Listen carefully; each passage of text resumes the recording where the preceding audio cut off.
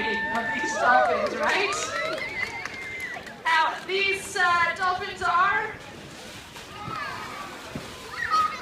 that's a very common way to come across and see these animals. And with these little porpoise sleeps. And they are, of course, a pretty interesting species to see. But, of course, it was a little tricky for those early fishermen to identify them, as they are, of course, they move pretty fast. They're going over a lot, so they were eventually confirmed to be Pacific white-sided dolphins. And, of course, we can regularly see, a little bit more regularly see them along our shorelines, and, of course, right now, this afternoon. Take a look at the center. That is Helen. Helen is the older of the two dolphins. She's in her mid to late 20s. Coming up now is Hannah. Hannah is the youngest, and she's in her late teens, or rather early 20s. Working with Helen right now is Charlotte, and working with Hannah on the far side there is Melissa. Melissa does know the story of these dolphins very well. They do have an incredible story of rescue and survival. And Melissa, maybe you can tell us more about it. I sure can, Keely. Both of our dolphins are what are referred to as rescued and rehabilitated animals. They were both found entangled in fixed fishing nets off the coast of Japan and brought to a rehabilitation facility where they were deemed non-releasable. But luckily for us, we have been able to provide us with a permanent home here at the Wild Coast. Now, working with me today is the beautiful Hannah. Hannah has been here since 2005 and we've been fortunate enough to build and maintain a trusting relationship with her in order to provide her with the best possible care through training and regular checkups. Everything that we learned from Hannah and Helen's healthcare can also be used by researchers and veterinarians in order to gain a better understanding of these mysterious dolphins. In fact, every day that we spend with them reveals more information about their species as well as their individual personalities, which, believe it or not, are just as different as you and I. But most importantly, Helen and Hannah remind us every day that we still have so much left to learn about these patients. Back to you, Keely. Thanks, Melissa. We certainly do have a lot more to learn about. Some of the things that we have found about these Pacific white-sided dolphins is that they can be all across the North Pacific Ocean, from the north coast of Mexico up to Alaska and over to Japan and Russia. And because that is a very extensive range, I'm curious to know whether or not any of you here have seen a noisy dolphin like Helen before. Anyone?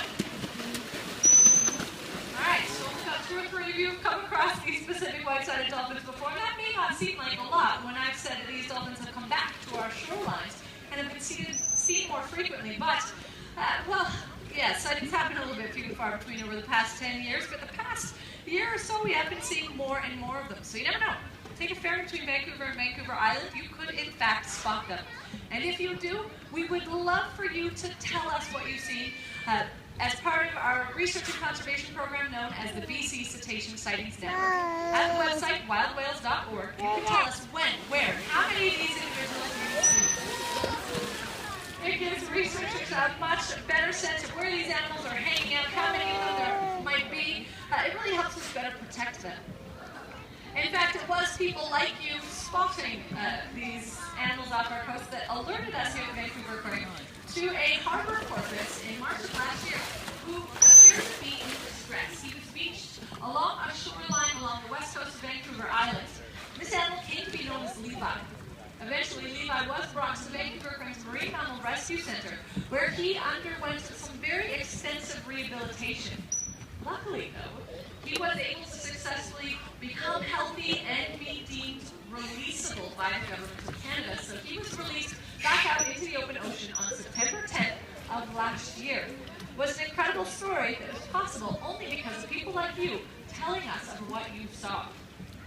So you might be thinking now, okay, if I'm going to spend some time out along the shorelines, and I see some sort of cetacean, how can I be sure what species it is?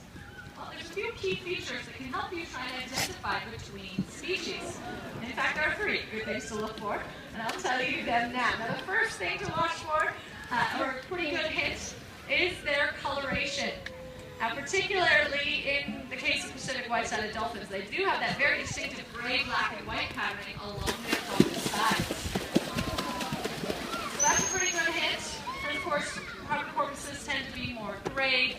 Killer whales have that distinctive black and white patterning.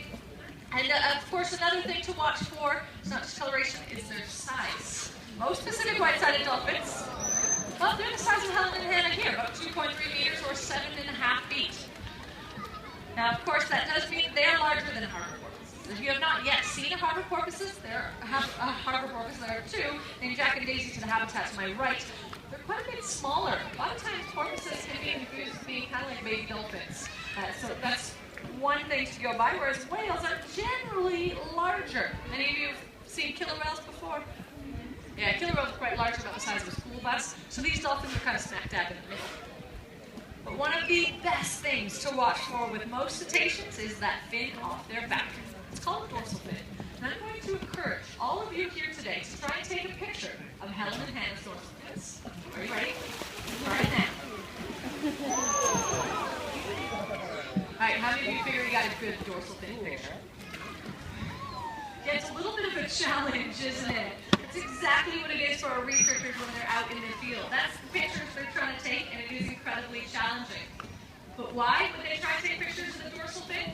Well, because each fin is unique. It's a lot like a fingerprint. It helps us to identify individuals and track populations. So it is incredibly important.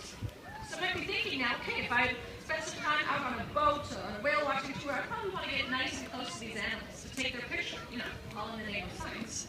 But it is important to know that you can't get too close. It's mandatory in Canadian waters to maintain a distance of 100 meters or 400 feet. But don't worry, even from far away, it is still possible to identify these animals as they are considered to be one of the most acrobatic species of animal in the world. It's not just that, though, they are incredibly vocal. A lot of times people hear these dolphins before they see them. And the noises that they make are pretty distinctive and sound, well, a little bit kind of like this. Yeah.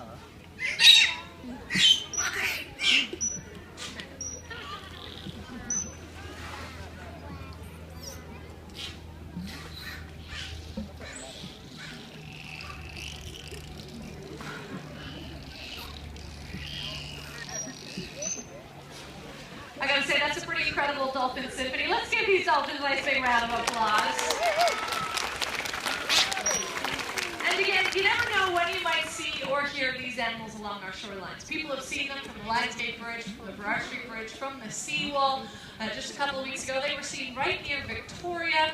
So they are definitely possible to see. And if you spot them, we would love to hear about what you've seen. You can really add to the information that researchers need to better protect this species. Because if there's anything the increased sightings of these acrobatic dolphins is showing us, is that they are facing a lot of threats. Everything from boat traffic, oil and gas exploration, seismic testing, and yes, fishing nets. Melissa mentioned earlier that both of these dolphins are rescued and rehabilitated animals. You may have noticed that Helen, her pectoral side flippers are different than Hannah's. Her flippers had to be partially removed. And though that's unfortunate, she can do anything any other dolphin can do. Part of the reason why she was deemed non-releasable has a lot to do with the amount of time she spent in human care. And though it's an unfortunate story, by being here at Vancouver Aquarium, it means these dolphins can participate in research that could not happen out in the open ocean. Research that helps them to protect their species. Everything from better understanding the lung functioning of these animals to how they produce and use those animal sonar or echolocation noises. Even helping us better understand how much energy it takes for a dolphin to, be a dolphin. Because generally when we think of these animals, we think of them as being acrobatic and fast. These dolphins can reach speeds of around 35 kilometers an hour or 22 miles, which means they can escape predators, which does not usually include gulls. But that speed does keep it handy for trying to evade predators, catch prey, pretty incredible. But how exactly is it that dolphins go that fast, to have so much energy? How much food or fuel do they need to keep going? Well, oddly enough, we answer that question by asking these dolphins to stay still for about 10 minutes at a time, which for these two dolphins is kind of saying something. We ask them to be still inside a piece of research equipment known as a metabolic dome. That dome was designed to float on the surface of the water. And as the dolphins breathed inside that dome, a computer measured how much carbon dioxide and oxygen they were breathing out, did some fancy calculations, and finally, in 2012, showed us these dolphins need somewhere around 15,500 calories every day to keep doing things like this. So how much is 15,500 calories really? Well, for a dolphin, it's about 6 to 8 salmon or 88 herring. In other words, ladies and gentlemen, if you want to keep up with Helen and Hannah here, all you need to do is eat about 50 cheeseburgers every single day. Yeah, these dolphins, they need access to a lot of fish. But that's why this research is important. And your sightings are important. By telling us what you've seen at wildwhales.org, we can get a better sense of how many individuals live off of the coast of BC. Now that we know how much fish every individual needs, it's just some simple math that helps us better protect fish stocks off the coast of BC to ensure these animals always have access to the food that they need. So you truly can make a big impact in the lives of animals like these. Researchers truly do need your help to reveal the secrets of these incredible marine mammals. And I'd just like to take a moment to say thank you to all of you for coming and joining us here at the Vancouver Aquarium today. Because we are a self-supporting nonprofit organization dedicated to the conservation of aquatic life, your admission, if you purchase anything at our cafe or gift shop, all of that goes straight back to supporting on-site research like that metabolic or energy research, and programs like the BC Cetacean Sightings Network at wildwhales.org, and our field research as well. So on behalf of myself, the trainers, and the dolphins, thanks so much everyone for joining us. Have a wonderful and splashy rest of your day.